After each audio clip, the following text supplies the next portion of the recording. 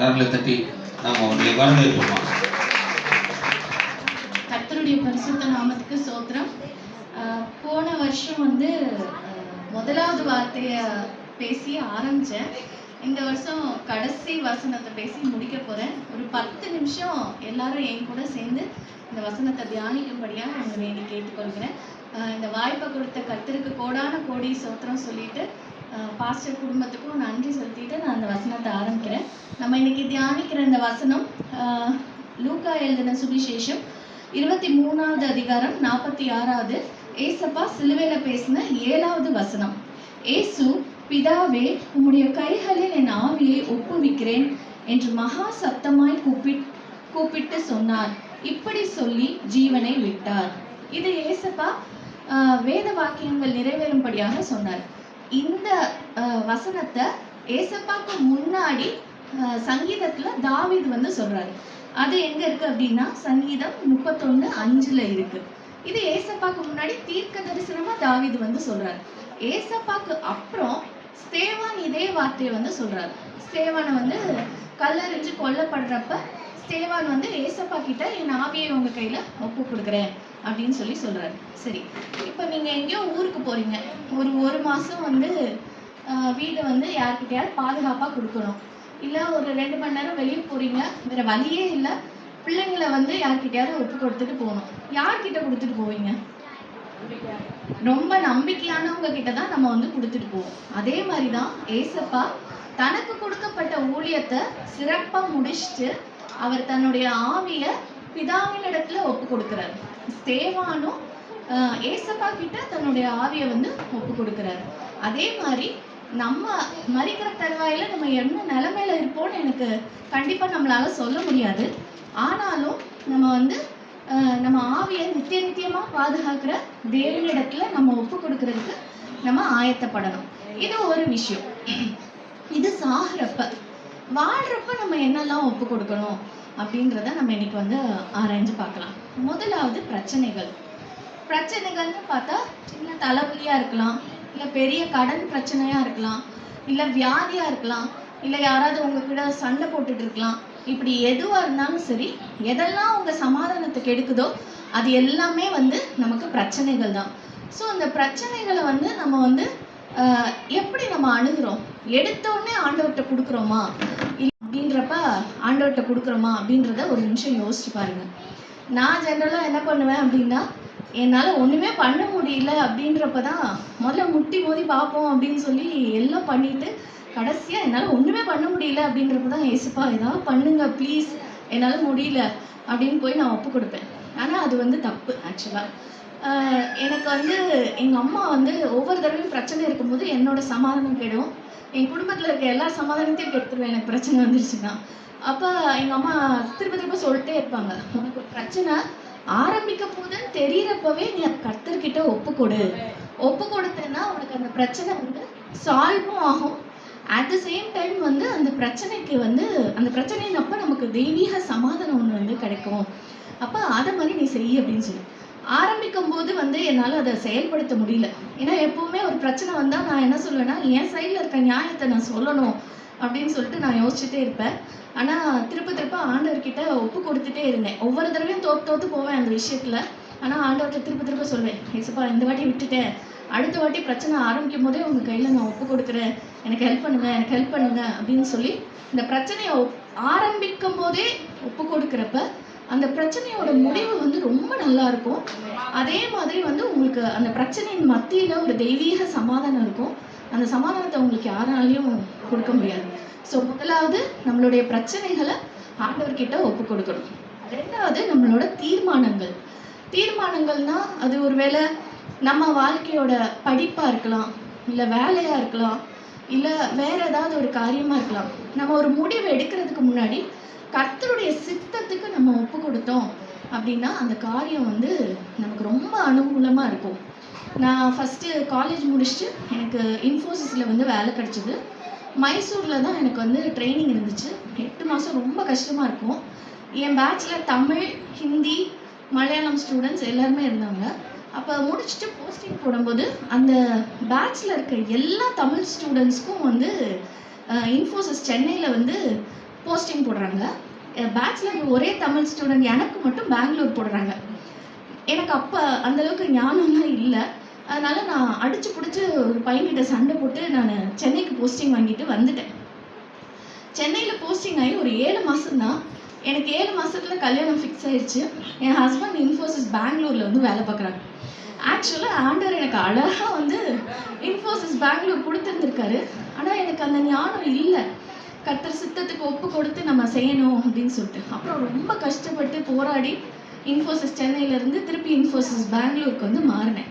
ஆனால் அன்னைக்கு நான் ஒரு விஷயம் படிச்சுக்கிட்டேன். ஓகே, ஆண்டவர் நமக்கு ஒரு விஷயத்த வித்தியாசமாக பண்ணுறாங்க அப்படின்னா கர்த்தாவே உனக்கு என்ன சித்தம் அப்படின்றத நம்ம கேட்கணும் அப்படின்னு சொல்லிட்டு இது பண்ணேன். திருப்பியும் மதுரைக்கு ட்ரான்ஸ்ஃபர் வந்துட்டாங்க, என் ஹஸ்பண்ட் வந்துட்டாங்க.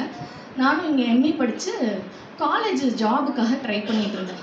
முதலையா நம்ம அடி வாங்கிட்டோம்ல, அப்போ இந்த வாட்டி நம்ம அதை கரெக்ட் பண்ணிடணும்னு சொல்லிட்டு ஒவ்வொரு தடவையும் இன்டர்வியூக்கு போகும்போது ஆண்டவரே உனக்கு சித்தமாக இருந்தால் இந்த இன்டர்வியூவில் நான் கிளியர் பண்ணணும், இல்லைன்னா நீங்களே என்னை ரிஜெக்ட் பண்ணிடணும். ஏன்னா வேறு எப்படி ஆண்டவரோட சித்தத்தை தெரிஞ்சுக்கிறதுன்னு எனக்கு தெரியல. அப்போ நாங்கள் மாட்டுத்தாவணியில் இருந்தோம். எனக்கு பக்கமாக இருந்த காலேஜஸில் வந்து நான் அப்ளை பண்ணேன். அப்ளை பண்ணும்போது 2 காலேஜ் ரொம்ப நார்மலான காலேஜ் தான். ஆக்சுவலாக பார்த்தா எனக்கு அதில் வந்து கிடச்சிருக்கணும். ஆனால் 2 காலேஜ்லையுமே என்னை இன்டர்வியூவில் ரிஜெக்ட் பண்ணிட்டாங்க. எனக்கு அது மனசு கஷ்டமாக இருக்குது. ஐயோ, இந்த காலேஜில் நம்மளை ரிஜெக்ட் பண்ணிட்டாங்களே அப்படின்னு சொல்லிட்டு மனசு கஷ்டமாக இருக்குது.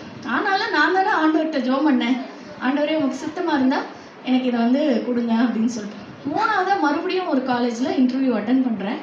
அந்த காலேஜில் எங்கள் அம்மா என்னை திட்டுறாங்க, நீ வந்து கர்த்தருக்கு சித்தம் ஜெபம் பண்ணிட்டு உட்காந்து அழக்கூடாது, கர்த்தருக்கு சித்தம் இல்லை, இந்த ஜாப் வேணும்னு சொல்லி ஜெபம் பண்ணு அப்படின்னு சொல்லி எங்கள் அம்மா என்னை திட்டுறாங்க. அப்பயும் நான் ஆண்டவர்கிட்ட சொல்கிறேன், இல்லை ஏசப்பா, நான் ஆல்ரெடி ஒரு தடவை அடி வாங்கிட்டேன், இந்த வாட்டி உமக்கு சித்தமாக இருந்தால் இந்த இன்டர்வியூ நான் கிளியர் பண்ணுறேன், இல்லாட்டினா வந்து நான் கண்டிப்பாக வந்து எனக்கு நீங்கள் ரிஜெக்ட் பண்ணிடுங்க அப்படின்னு சொல்லிட்டு தைரியமாக ஜெபம் பண்ணிட்டேன். கர்த்தர் கிருபையாக அந்த வேலை எனக்கு கிடச்சிருச்சு. அந்த வேலையில் தான் நான் இன்னைக்கு வரைக்கும் இருக்கேன். இப்போ மொத்தமாக அங்கே 12 வருஷம் முடிச்சிட்டேன். 13 வருஷத்துக்குள்ளே என்டர் ஆகிருக்கேன். அட் த சேம் டைம் என் ஹஸ்பண்டோட ஜாபை வந்து மாற்றிட்டாங்க. என் காலேஜுக்கும் என் ஹஸ்பண்டோட ஆஃபீஸ் பிளேஸ்க்கும் 5 நிமிஷம் தான் தூரம். என்னை கொண்டு வந்து காலேஜில் விட்டுட்டு அவர் ஆஃபீஸ்க்கு போயிடுவார். சாயந்தரமும் திருப்பி என்னை பிக்கப் பண்ணி கொண்டு வந்து விட்டுருவார்.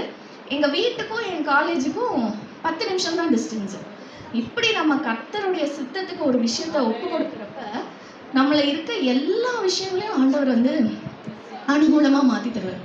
ஆனால் இந்த கர்த்தர் சித்தத்துக்கு வந்து நம்ம ஒப்பு கொடுக்குறதுன்றது ரொம்ப கஷ்டமான ஒரு விஷயமா இருக்கும். அது ஈஸி இல்லை. ஏன்னா நமக்கு ஒரு விஷயத்த பிடிக்கும், நமக்கு ஒரு விஷயம் நன்மையாக தெரியும். என் பார்வைக்கு மாட்டுத்தாவணி பக்கத்தில் இருக்க காலேஜுக்கு இந்த போயிட்டு வந்துடலாம் அப்படி தான் எனக்கு தெரிஞ்சுது. ஆனால் வந்து கர்த்தருடைய விஷயம் வந்து ரொம்ப பெருசு, அவருக்கு சகலமும் அறிந்திருக்கு. அப்போ அதுக்கு நம்மளை தாழ்த்தி ஒப்பு கொடுக்குறப்ப கர்த்தர் நமக்கு எல்லாவற்றையும் அனுகூலமாக மாற்றி கொடுப்பாரு. கெத்செமனே தோட்டத்தில் ஏசப்பாவோட ஜெபமே, ஆண்டவரே உமக்கு சித்தமாக இருந்தா இந்த பாத்திரம் என்னை விட்டு போட்டோம், ஆனாலும் என்னுடைய சித்தம் இல்லை, உங்கள் சித்தத்தின் படி நடக்கட்டும். இந்த ஜெபத்தை நம்ம எவ்வளோ சீக்கிரம் படிச்சுக்கிறோமோ அவ்வளோ சீக்கிரம் நம்மளோட வாழ்க்கையில் இருக்க எல்லா காரியங்களும் நமக்கு நன்மையாக இருக்கும். ஸோ முதலாவது நம்மளுடைய பிரச்சனைகள், 2வது நம்மளுடைய தீர்மானங்கள், 3வது நம்மளுடைய உறவுகள். நமக்கு அவங்க கணவராக இருக்கலாம், இல்லை மனைவியாக இருக்கலாம், இல்லை பிள்ளைங்களாக இருக்கலாம், யாராக இருந்தாலும் சரி, இந்த உறவை கர்த்தர் கரத்தில் ஒப்பு கொடுங்க. உங்களுக்கு எது வந்து ரொம்ப கஷ்டமாக இருக்கோ டீல் பண்ணுறதுக்கு அதை ஆண்டவர் கையில் ஒப்பு கொடுங்க. நிறைய டைம் நம்ம நினச்சிக்கிறோம் நம்ம பிள்ளைங்களோட மொத்த கண்ட்ரோல் நம்மள்கிட்ட தான் இருக்குது அப்படின்னு நம்ம தப்பாக நினச்சிக்கிறோம். அது அப்படி கிடையாது.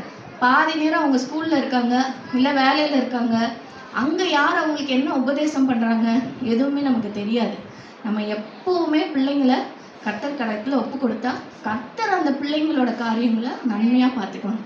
நீங்கள் உங்கள் பிள்ளைக்கு ஒரு மாப்பிள்ளையை பார்த்து கல்யாணம் முடித்து வைக்கிறத காட்டிலும் கர்த்தர் கரத்தில் நீங்கள் அதை ஒப்பு கொடுத்து நீங்கள் செய்கிறப்ப அது பயங்கர ஆசீர்வாதமாக இருக்கும்.